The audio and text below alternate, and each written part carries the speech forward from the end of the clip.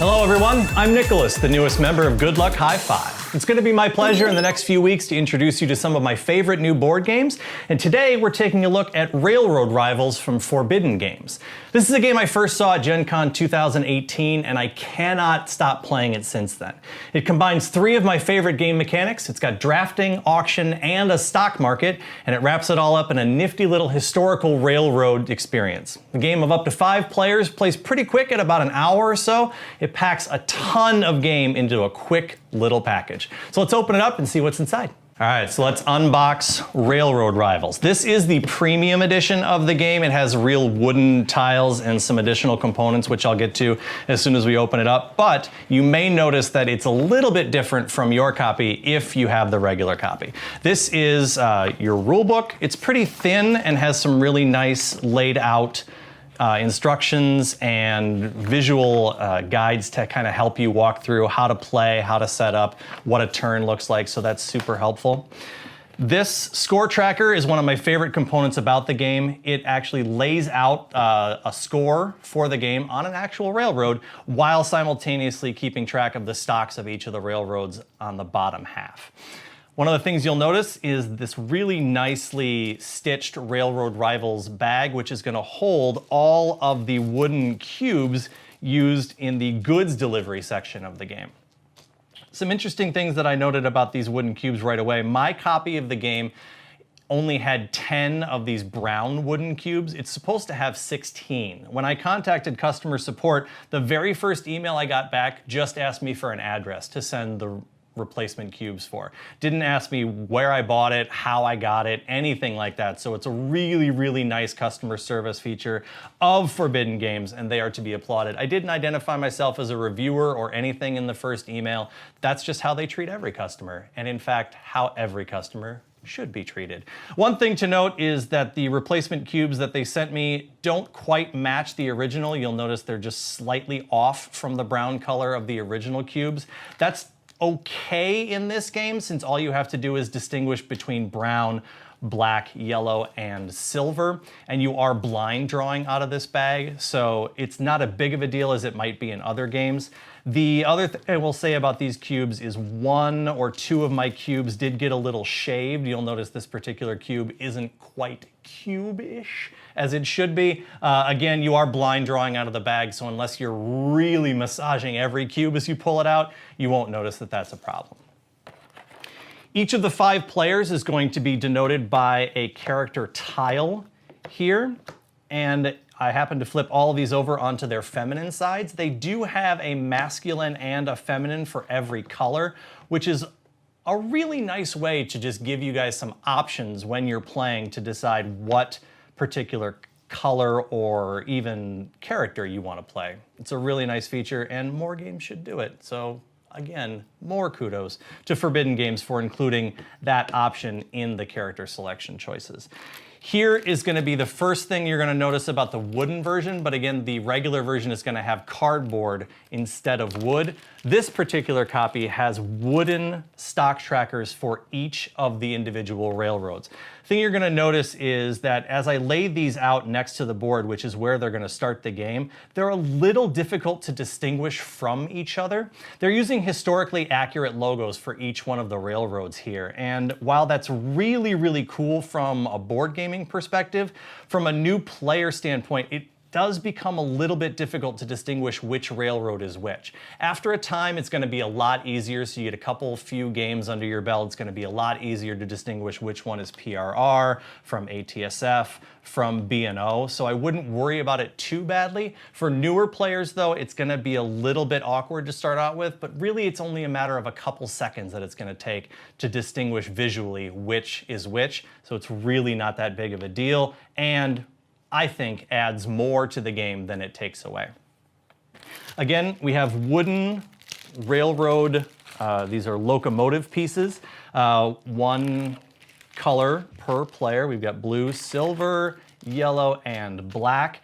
The wooden railroads are included in every issue of the game. So whether you have the premium edition or the standard edition, you're going to get these nice, thick, maybe 5 to 6 millimeter locomotive pieces that look really great once you get all the tiles laid out and feel really nice in your hand. They have a nice solid weight to them, so they feel and look really, really nice on the table.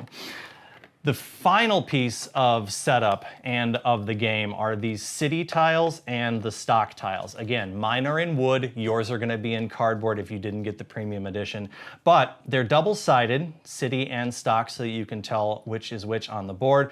But the cities have historically accurate skylines to them. So Chattanooga, this one Kansas City, here we have Houston.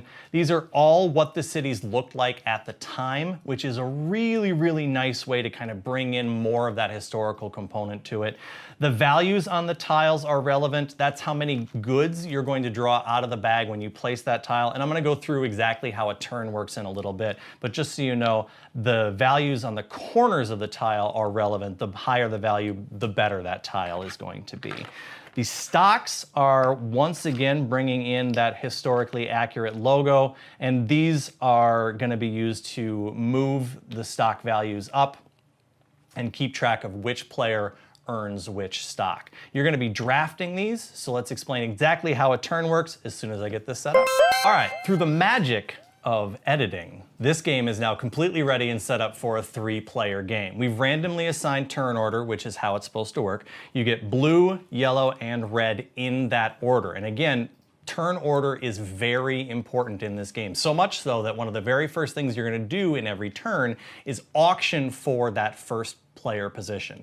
Depending on how you start, the first player will get the least number of starting points, followed by the second player and then the third. This is just a little bit of a handicapping maneuver in order to make the auction actually work. In a first turn of a brand new game, you will not do an auction, but we're going to do one now just for the sake of explaining how that works. The very first thing that's going to happen in a turn is an auction. Again, you're auctioning for moving your character tile into the first position so that you will get the first action for each of the successive phases of the game. In this particular round, blue starting with 6 points, yellow with 8, and red with 10. Blue doesn't have a huge incentive to move to the front of the line since they're already there. Yellow's already in second place, and red is in last. So again, red is going to be highly motivated to auction up, blue less so, and yellow's going to kind of feel out the board just to see how it goes.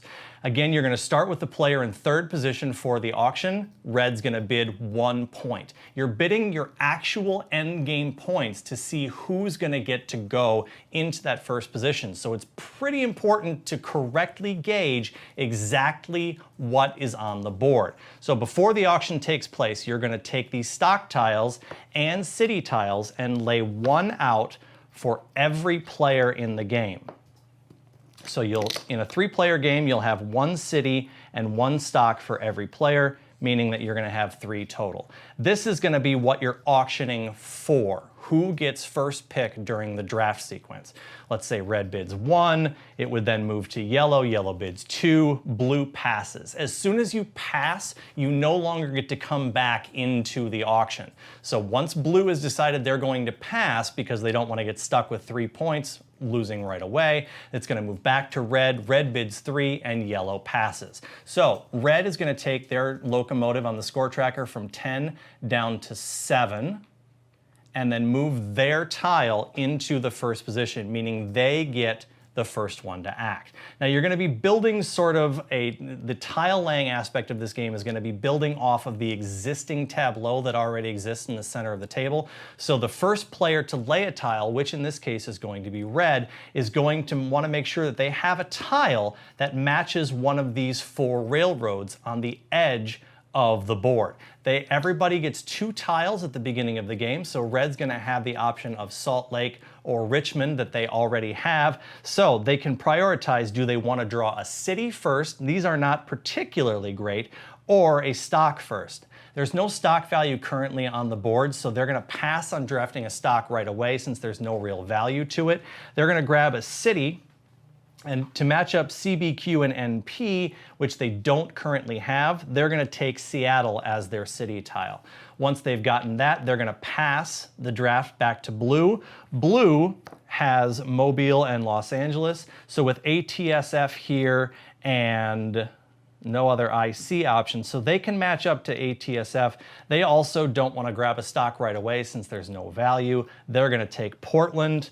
Yellow, with their options of Omaha and Atlanta, is stuck with Pocatello. They know that they're going to get Pocatello because you can only draft one stock and one city per round. So they're going to take the C&O Railway, making sure that both of the other players get B&O. So they're going to try and diversify that stock option right away. That means Red's going to come back. They have to take a stock. It doesn't matter what they get B&O. And Blue as well gets B&O, and Pocatello goes back to Yellow. The draft portion of this particular round is over, so now we're going to go to tile laying. Again, in turn order, starting with the red player since they are first. They are going to take a city tile and match it up to an existing rail line in the existing tableau of the board. In this case, they're matching up CBQ and NP. The first thing that's going to happen in that case is you're going to grab the number of goods out of the bag that match the corner of the city. So they would blind grab one and put a black cube down, and they get to take their locomotive and match it up to the connection that they made. The blue player is now going to grab Los Angeles and connect it to UP through the tile that was just laid. Again, taking a locomotive, placing it on that connection, and blind drawing one gray or silver good out of the bag. Pocatello, Omaha, and Atlanta are the only options left for the yellow player. Now in this case, if the yellow player did have an SP and an ATSF city that they could match up, they do not right now, but they could. If this matched both, they could match up both and get locomotives on both connections. However, all you need to do is match one. So if it only matched the SP or the ATSF, they would get a connection there but still be able to place the tile in that particular space. In this case, we have UP, IC, and NYC. So this was perhaps not the best explanation, but we can match UP. No, we can't match up UP here. Let's see, how can I match? So this is actually a pretty good example of what happens in a tragic situation such as this where nothing can match. In this case, the yellow player has no matches that they're able to play in the existing board. So what they would do then is they would be forced to match up a blank side to a blank side. Since there's no rail line there, they don't actually get to place a locomotive. So they would simply place that tile. Again, Pocatello has 0 on the city space, so they don't even get to place a cube there, which is probably fine considering they didn't get a locomotive anyway. Now we move on to the moving goods phase. This is going to be the first opportunity every player has to earn points in a particular round. You are going to move a good using one of your locomotives across a line that you already exist. The first time a player moves one particular color good, you get 2 points for moving that good. The second time that color good is moved in a round, the player only gets 1 point. So you really want to make sure that you're prioritizing a color that either nobody else can move or that you're the first one to do it to get the most points. And this early on in the game, options are fairly limited. However, since red is the only one that can move yellow, they're going to want to keep that for later, or they know that they're going to reduce points by moving this black good, which also blue can do. So they're going to take the black good and move it across CBQNP, placing the black good back into the bag. The first thing that happens is the red player is going to score 2 points for moving the first black color good, and take the CBQ and P and move it up. Since that was the rail line that delivered the good, it increases in stock by 1 point. Anytime you deliver a good across a rail line, you move that stock up 1 level. In this case, the blue can only move a black or a silver good across UP. Moving a black good would give them only 1 point, so they're going to take the silver and move that across UP, giving them 2 points, tying them with yellow, and they're going to take the UP stock marker and move it up 1 particular good. That's the end of a round since yellow cannot move any goods. We're gonna get rid of the tiles that are already out. So everybody, these are all hidden information. We're gonna deal 3 new cities and 3 new stocks face up and begin again.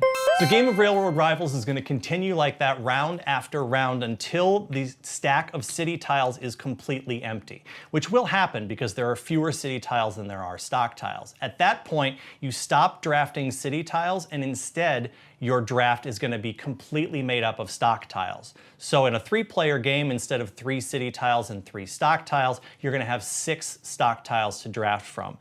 Your hand is always going to have 2 city tiles at the end of a round. So at the end, once the city tiles are gone, you're going to have 2 more rounds in which you're forced to place city tiles from your hand.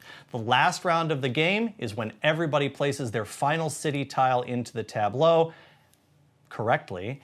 And once that's done, you're going to count up the points that you have across all of your stock options, giving you 1 point for any stock values that are in 1, but 8 points for any stock tiles that you have in 8, obviously going across as the stocks are worth. You add those to your current score track, player with the most points wins. Railroad Rivals, as I mentioned before, is a game that I cannot get enough of. I really, really like how quick it plays. Even with 5 players, you can get a game done in under an hour, maybe just over an hour if players are starting to learn and kind of hashing out exactly what their strategy should be. Learning the game is a little bit tough for new players because there's so much going on, because you have to draft, you have to keep your eyes on the stock value, you're trying to prioritize what is important to grab. Do I need to make sure that I'm locking down a stock for myself, or should I diversify? Is it really important that I grab that 2 value or 3 value city as opposed to the 1? So there are some decisions that need to be made. My recommendation for brand new players is to really focus on moving the goods and increasing the stock of stocks that you currently have. I know that sounds pretty basic, like that's absolutely what you should be doing for anybody, but new players are going to have to focus on diversifying their stock portfolio as far as you can so that you're able to score across the most points. Having a 6 value stock, having 2 or 3 of those feels really good, but when you're cashing in, and even the ones down at 2 points, when you're cashing in at the end of the game and you're not scoring any of those, having 2 or 3 of ones that are worth even 2 points makes up for the fact that you didn't get one at 6. So for new players, really focus on keeping track of exactly where the stocks are, making your alliances with other players. If I own 2 stocks of B&O and my player to my right also owns 2 stocks of B&O, that player and I are really going to be focused on sort of working together to make sure that we're maximizing that value, but keeping in mind that we are ultimately competing for who's going to win. So knowing when to make an alliance and when to break an alliance is going to be super important in this game. Also of note, locking down a city. If you're the only one who can transport goods in and out of a city, that's going to be huge for you later on. Keeping in mind, anytime you move the first color good off of the board in a round gets you 2 points, which is not nothing at the end of the game. So if you're able to consistently, reliably move 2 points around after 12 or even 13 or 14 rounds, depending on how many the game takes place over, that's a lot of points that you're locking up for yourself. A couple of the negatives that I notice about this game, really nitpicky. It's going to come down to the art, just looking at the board as it kind of builds and progresses and kind of morphs across the table. It's a little noisy. Once you start to get a lot of railroads and a lot of cubes across the board, the only thing that you need to pay attention to are the connections between the cities. Once a city's been placed, the corner doesn't matter because the goods have already been put down. The name of the city, the art on the city tile looks great, but is not important for gameplay once the tile is down. The only thing that matters are the connections of the railroads between them. So while the game does start to get a little noisy on the table, it's not as important as keeping track of where everything is. So the value of the art really starts to shine for me at that point because the distinction is the railroads, and that sticks out really, really nicely. Another thing that's super important to my group is this game is really friendly to analysis paralysis players. Each of the game's phases are locked into one or two decisions. So while an AP player might have a really hard time grasping all of the game's mechanics across an entire playthrough, each phase is really limited to what you can do. If you have one or two in every round, you're going to have 3 city tiles, but towards the end of the game, you're only going to have 1 or 2. You really only have so many choices on where you can play these city tiles. So it's going to come down to placing it in 1, 2, maybe 3 or 4 spaces, but analysis paralysis players are really going to have that benefit of being locked into just a few choices early on, rather than having to focus on so much at once. Ultimately, Railroad Rivals really shines as a fast, really crunchy stock market. You're prospecting whether or not you can push the stocks as high as they can go, but if there's 1 or 2 stocks left in the pile and you're not sure whether or not you're going to get them, maybe you don't want to push it that far. Moving the goods across, there's enough here for a player who's really wanting to dig their teeth into a game that it's gonna be there for that player, but there's also really nice light decision making at every turn that a player who's not into those heavier games is gonna be able to stick around. So that's what I really enjoy about Railroad Rivals, and it's worth a pickup. Forbidden Games quickly established themselves as one of my developers to watch this season, with Raccoon Tycoon having blown out its Kickstarter goals, did really well, and is a really excellent game in its own right. Their newest offering, Extraordinary Adventures, is launching on Kickstarter soon. So if you can pick up a copy of Railroad Rivals, it's going to have a really good pedigree. I do recommend the premium edition if the extra money doesn't put you off, but the standard edition obviously is just fine. You're just sacrificing the really nice wood pieces for cardboard. Either way, this game is earning a Good Luck High Five recommendation for Railroad Rivals. Until next time, I'm Nicholas with Good Luck High Five, and remember, help protect the game population. Always sleeve your cards.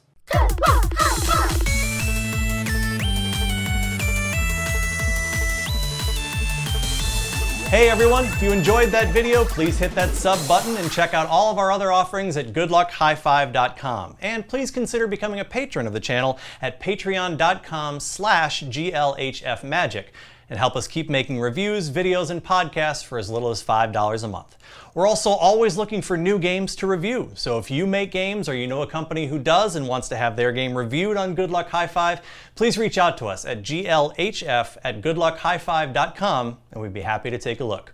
You can follow me, Captain N the Game Master, on Twitter and Instagram at CaptainNGM, and follow the channel at GLHF Magic. Remember, please shop at your local game store whenever possible. Until next time, I'm Nicholas, and good luck, high five.